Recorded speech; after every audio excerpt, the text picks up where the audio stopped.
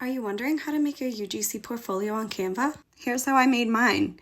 Once you're on Canva, go to search and search for website portfolio. I always like to scroll and find the free templates, so you can do this by scrolling all the way down to the left and clicking free. There will still be some paid ones, but you'll be able to see which ones are free and which ones are paid. Since this is just an example, I'm going to just choose a random one and then you can customize it. Here's what it looks like, and let's start customizing. So I usually put my name and socials on the first page, then previous work on the second page so that the brands can see my work right away. Before you publish it, I highly recommend previewing it.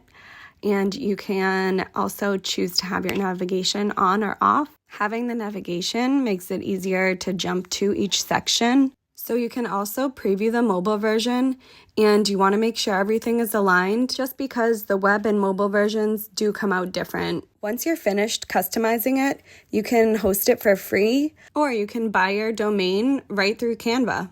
And once you choose which one you want to do, you can just click continue.